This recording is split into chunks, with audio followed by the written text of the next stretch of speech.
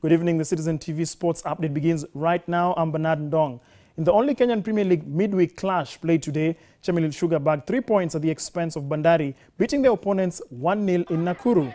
The lone goal was scored by Victor Ochieng after he combined well with Gerald Oboge. The coastal side missed numerous chances, with Dan Seremkuma failing to hit the mark. Let's cross over to Brazil, where the national rugby sevens team slumped to their third successive loss at the Olympic Games, losing 31-7 to Japan in their third group game. Piece is excellent. Classic case there. Kuazuru being driven over. This is almost... Lemeki has it, trying to burrow his way over, and he's done it. Although not forward. Chance here for Kenya maybe to break away. Indeed they do. Well, he's atoned immediately. Collins and Jera. Well, it was more sad news in the martial arts as Kenya's sole representative in the men's judo competition, Sang Kiplagat, lost to Hungarian Toth Christian on penalties. Kiplagat accrued 4 infringements, and as per the rules of judo, the match was awarded to his opponent. He exited the Olympic Games in the round of 32, failing to advance to the next round. So third penalty just about to go up, I think. Now, evidently, Kenya has not bagged a medal in the Olympic Games so far since they kicked off 5 days ago, but all that could change this Friday once the athletics program begins. Citizen TV's Wahiga Mwaura tells us more.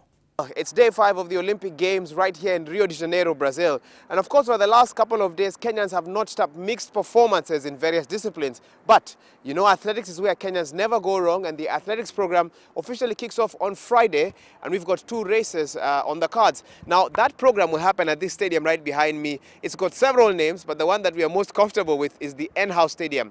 60,000 seater capacity. This stadium was started in the year 2007 for the Pan American Games. In 2013, they had to fix the roof because it had structural issues, but all that has been sorted now, and this stadium is where all the action will be taking place from Friday. It's been hosting football, but now it's time for athletics. On the athletics program on Friday, we've got the men's 20-kilometer race walk, where Team Kenya will be participating, but most of the focus will be on the 10,000-meter women's final, featuring 3 very strong Kenyans. In that race, we've got 4-time world champion Vivian Cheruiyot.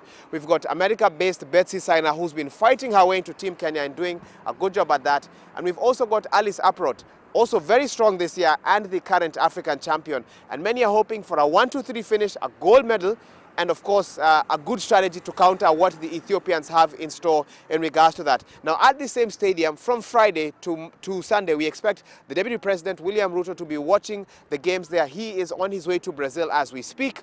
He's expected in Brazil on Thursday, and of course he'll be here from Friday to Sunday to cheer on the athletes even as this happens. So that's what's happening here in Rio de Janeiro, Brazil, of course outside the N-House Stadium.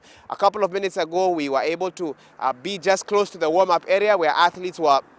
They come from the Olympic Village to that area, they do their training, and then later on they return to the Olympic Village where they get some rest as well. So all the action will be happening here from Friday. But for now, reporting from the outside the N-House Stadium, Rio de Janeiro, Brazil, I'm Wahiga Mwaura. Back to you in studio. Well, that's your sports update. Good night. I'm Bernard Ndong.